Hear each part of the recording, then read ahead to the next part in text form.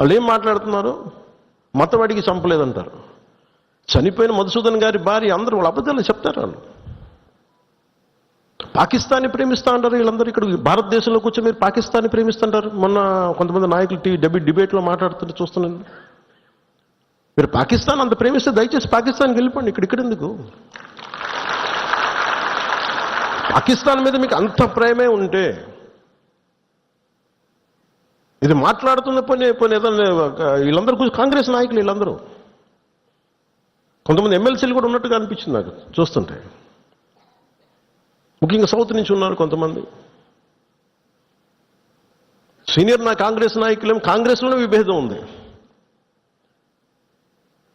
మేము ఇక్కడ మేము వెళ్ళిపోతే మీరు పాకిస్తాన్ని మీరు భారతదేశంలో దాడి జరిగినప్పుడు భారతదేశానికి నిలబడాలి తప్ప పాకిస్తాన్కి నిలబడతాం మీరు సెక్యులరిజం అంటే అది ఏ ససేమిరా ఎవరు ఒప్పుకోరు. ఇక్కడ ఆ బలం మనం చూపించాలి. మనం ప్రాణాలు పోతే తిరిగి వస్తాయా? ఆయన ప్రాణాలు పోయినాయి. ఆయన బిడ్డల పరిస్థితి ఏంటి? ఆయన భార్య పరిస్థితి ఏంటి? మెరిట్ మీద ఉద్యోగం సంపాదించుకున్న అబ్బాయి ఒకటే కంపెనీలో నిలబడి ఆ మెరిటోరియస్గా ఎదిగినవాడు. ఒకటే మాట ఆయన మా మిస్సెస్ మాట్లాడుతూ ఉన్నారు.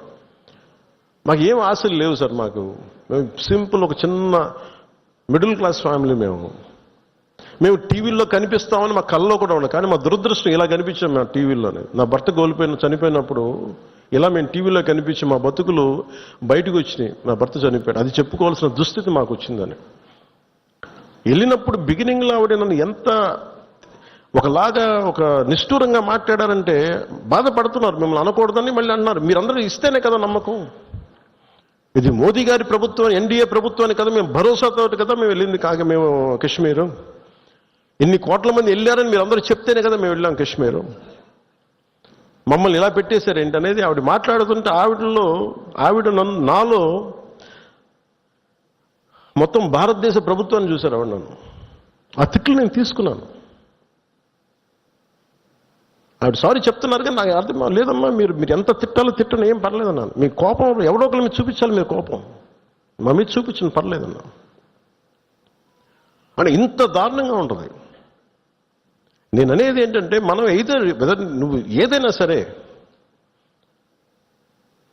మత ప్రాతిపాదికన చంపటం ఇది మటుకు అస్సలు ఏమాత్రం సహించలేను. అని ఎందుకు భారతదేశం చాలా బలమైనది. భారతదేశం మన సెక్యులరిజం చెప్పుకోకర్లా. సెక్యులర్ అనే పదం మనం యాడ్ చేయక్కర్లా. సెక్యులర్ పదం అని యాడ్ చేయకముందు 70s వీఆర్ సెక్యులర్. సెక్యులరిజం అంటే అపీస్మెంట్ కాదు. అది వైట్ వాష్లు చేయకండి తప్పులు చేస్తే.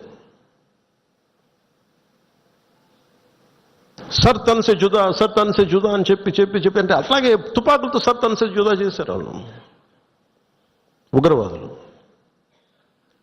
తల లేదు. పట్టుకుందాం ఆకన్నా ఇలా అంటే తల లేదు అక్కడ. మీరు ఊహించుకోగలరు. అది ఇది మాట్లాడే తల లేదు.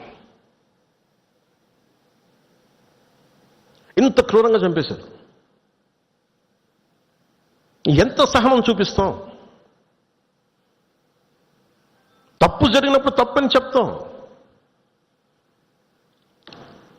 పాకిస్తాన్కి మనకి ఏంటి తేడా? జిన్నా విడిపోయినప్పుడు మేము పాకిస్తాన్లో అందరినీ సమానంగా ఆదరిస్తామని చెప్పారు. హిందువులు ఎల్లక్కర్లేదు ఆదరిస్తామని చెప్పారు.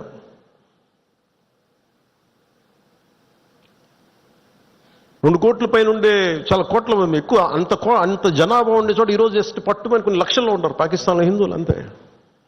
బట్ వేరస్ మన దేశంలో పాకిస్తాన్లో ఎంత జనాభా ఉందో ముస్లిం జనాభా అంత జనాభా ఇక్కడ ఉంది. That's what India.